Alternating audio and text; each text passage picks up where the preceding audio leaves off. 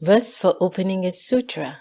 The unsurpassed, profound, and wonderful Dharma is difficult to encounter in hundreds of millions of aeons.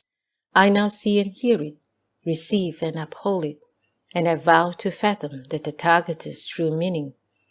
The wonderful Dharma, Lotus Flower Sutra, Devadatta, Chapter 12. At that time, the Buddha told the Bodhisattvas, gods, humans, and the four assemblies, in the past, throughout limitless aeons, I sought the Dharma Flower Sutra without laxness or weariness. For many aeons I was a king and vowed to seek Supreme Bodhi with a non-retreating mind.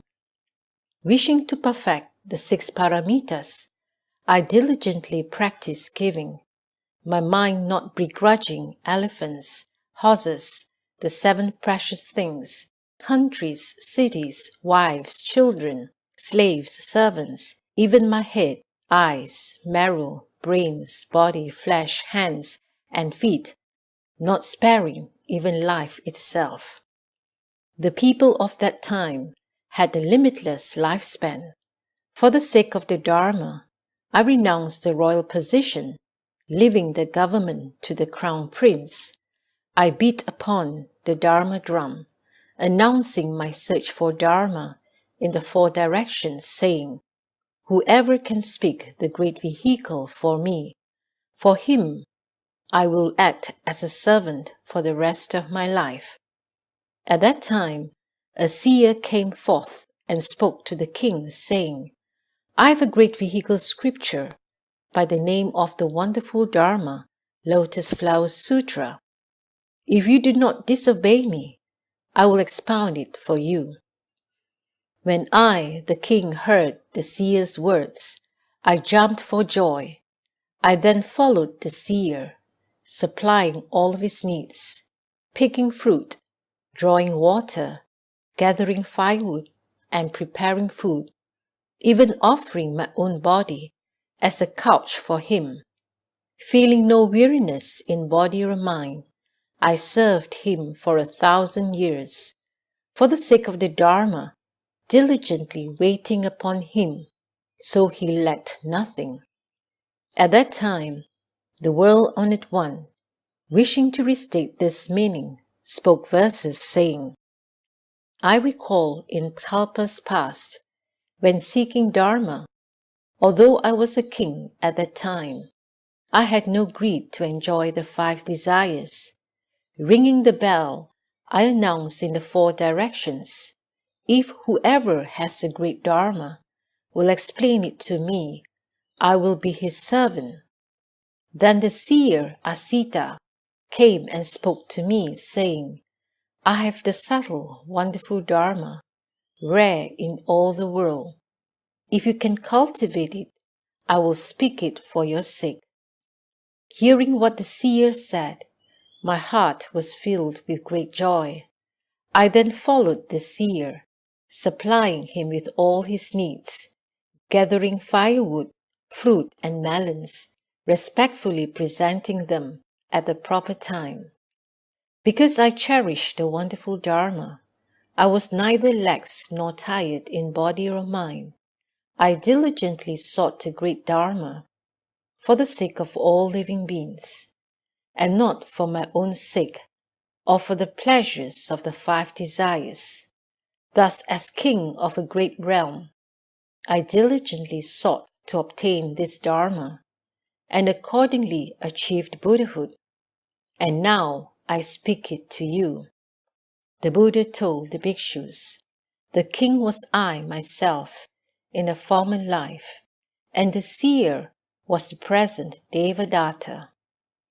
It is because of my good and wise advisor Devadatta that I have perfected the 6 paramitas of kindness, compassion, joy, and giving, as well as the 32 marks and 80 fine characteristics, coloring of burnished purple gold, the 10 powers, the 4 fearlessnesses, the 4 dharmas of attraction, the 18 unshared dharmas, the power of the way of spiritual penetrations, the accomplishment of equal proper enlightenment, and the vast rescue of living beings. All this came about because of my good and wise advisor, Devadatta. I announced to the four assemblies that after limitless aeons have passed, Devadatta will become a Buddha by the name of King of Gods, thus come one worthy of offerings, one of right and universal knowledge, one whose clarity and conduct are complete, well gone one who understands the world, supreme Lord, regulating hero, teacher of gods and humans, Buddha, world-honored one. His world shall be called Pathway of the Gods. He shall dwell in the world for 20 middle-sized aeons, broadly speaking the wonderful Dharma for living beings. Living beings in number, like the Ganges sands, shall attain the fruit of arahatship. Limitless living beings will bring forth the resolve to enlighten to conditions. Living beings in numbers like Ganges sands will bring forth the supreme mind of the path, attain patience with the non-production of dharmas, and arrive at irreversibility. After the parinirvana of the Buddha, King of Gods, the proper Dharma will dwell in the world for 20 middle-sized aeons. A stupa 60 yojanas high and 40 yojanas wide, made of the 7 jewels, will be built to hold the sharira of his complete body. All the gods and humans shall make offerings to and worship the wonderful stupa of 7 jewels, using various flowers, powdered incense, burning incense, paste incense, clothing, beads, banners, jeweled canopies, instrumental and vocal music. Limitless living beings shall attain the fruit of arahatship. Limitless living beings will awaken to Pacheka Buddhahood. An inconceivable number of living beings will bring forth the resolve for Bodhi and reach irreversibility. The Buddha told the bhikshus that in the future, if a good man or a good woman hears the Devadatta chapter of the wonderful Dharma Flower Sutra with a pure mind, believes and reveres it, having no doubts, he will not fall into the hells, into the realm of hungry ghosts, or into the animal realm.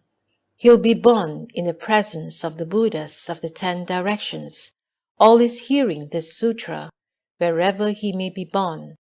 Should he be reborn among humans and gods, he will receive supreme and subtle bliss. If born in the presence of a Buddha, he'll be born by transformation from a lotus flower. At that time, a bodhisattva attendant of many jewels, world-honored one, from the lower regions by the name of wisdom accumulation, spoke to the Buddha many jewels, saying, "Let's return to our own land." Shakyamuni Buddha told wisdom accumulation, "Good man, wait a moment longer. There is a bodhisattva named Manjusri. You should meet him and discuss the wonderful Dharma. Then you may return to your own country." Then Manjusri, sitting on the 1,000-petaled lotus, as large as a carriage wheel, along with the bodhisattvas who accompanied him, also sitting on jeweled lotuses, spontaneously rose up out of the great sea from the Sagara Dragon Palace. They rose high into the air and went to Magic Vulture Mountain. Descending from his lotus, he went before the Buddhas, bowed in worship at the feet of the 2 world-honored ones. Having paid his respects, he went up to wisdom accumulation, and when they had inquired after each other's welfare, they moved to one side and sat down. Wisdom accumulation Bodhisattva asked Manjusri, "Humane one, how many living beings have you taught there in the Dragon Palace?"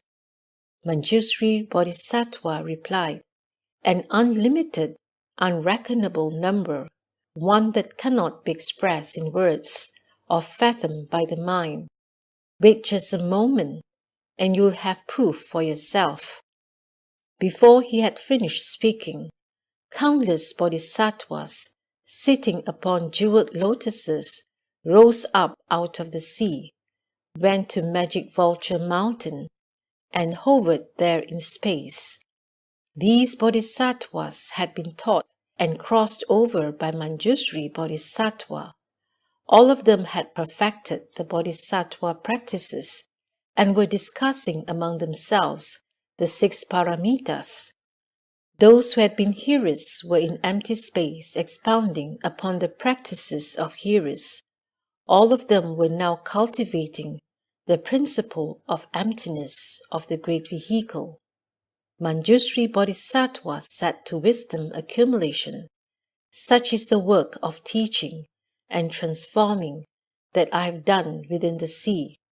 At that time, wisdom accumulation spoke these verses of praise. "O greatly wise, virtuous, and courageous one, you have taught and saved countless beings. Now this great assembly and I have seen this for ourselves, proclaiming the real Marx principle, opening the Dharma of one vehicle. You are a guide for all living beings, leading them quickly to Bodhi's realization." Manjushri said, "While in the sea, I have proclaimed and taught only the wonderful Dharma, Lotus Flower Sutra." Wisdom accumulation asked Manjushri, "This sutra is extremely profound and subtle. Among all the sutras, it is a jewel rarely found in the world. Is there any living being who can, through diligence and vigor, cultivate this sutra and quickly gain Buddhahood?" Manjushri said, "There is a dragon king's daughter who is just 8 years old. She is wise with sharp faculties. She well knows the faculties, conducts, and karmas of living beings and has attained dharani. She is able to receive and uphold the entire storehouse of extremely profound secrets spoken by the Buddha. She has deeply entered dhyana samadhi and thoroughly penetrated all dharmas. In the space of a kashana, she brought forth the Bodhi mind and attained to irreversibility. Her eloquence is unobstructed, and she is compassionately mindful of all living beings, as if they were her children. Her merit and virtue is complete. The thoughts of her mind and the words from her mouth are subtle and wonderful and expansive. She is compassionate, humane, and yielding, harmonious and refined in mind and will, and she is able to arrive at Bodhi." Wisdom accumulation Bodhisattva said, "I've seen the dust come one Shakyamuni practicing difficult ascetic practices throughout limitless aeons, accumulating merit and virtue as he sought Bodhi without ever resting. As I observe the 3,000 great thousand worlds, there is no place, not even one the size of a mustard seed, where as a bodhisattva he did not renounce his life for the sake of living beings. Only after that did he attain the Bodhi way. I do not believe that this girl can accomplish proper enlightenment in the space of an instant." They had not yet finished their discussion when the Dragon King's daughter suddenly appeared before them, bowed with her head at their feet, and withdrew to one side to speak these verses. Having deeply understood the marks of offenses and blessings, by shining throughout the 10 directions, now the wondrous pure Dharma body is complete with the 32 marks and 80 minor characteristics. The adorned Dharma body is honored and looked up to by gods and humans, and revered by all the dragons and spirits. Of all the varieties of beings, none fail to respect and revere it. hearing about the realization of Bodhi, which only a Buddha can certify to, I proclaim the great vehicle teaching, which liberates suffering living beings. At that time, Shariputra spoke to the dragon girl, saying, "You claim quick attainment to the supreme path. This is difficult to believe. Why? The body of a woman is filthy and not a vessel for the Dharma. How can you attain to supreme Bodhi? The Buddha path is remote and distant. Only after one has passed through limitless aeons, diligently bearing suffering and accumulating one's conduct, perfecting one's cultivation of all paramitas, can one then attain realization. What is more, a woman's body has 5 obstacles. 1. She cannot become a Brahma heaven king. 2. She cannot become Shakra. 3. She cannot become a Mara king. 4. She cannot become a wheel-turning sage king. 5. She cannot become a Buddha. How can a woman quickly realize Buddhahood?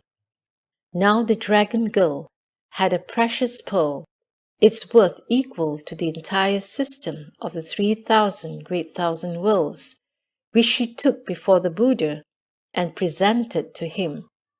The Buddha immediately accepted it. The dragon girl said to wisdom accumulation and the venerable Shariputra, "I just offered up this precious pearl, and the world-honored one accepted it. Was that quick or not?" "Very quick," they answered. The girl said, "With your spiritual powers, watch as I become a Buddha even more quickly than that." At that moment, the entire assembly saw the dragon girl suddenly transform into a man and perfect the bodhisattva conduct.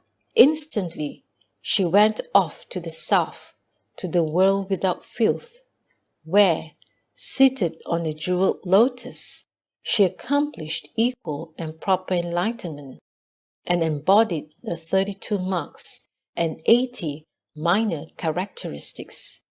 There, for the sake of all living beings throughout the 10 directions, she proceeded to proclaim the wonderful Dharma. While the bodhisattvas, heroes, gods, dragons, and the rest of the Eightfold Division, both humans and non-humans in the Saha world, all watched from a distance as the dragon girl became a Buddha and spoke the Dharma for all the gods and humans. They rejoiced exceedingly and reverently made obeisance from afar, hearing that Dharma. Limitless living beings understood and awoke, attaining to irreversibility. Countless living beings received predictions of the way. The world without filth quaked in 6 ways, while in the Saha world 3,000 living beings came to dwell on the ground of irreversibility, and 3,000 living beings brought forth the Bodhi mind and gained predictions.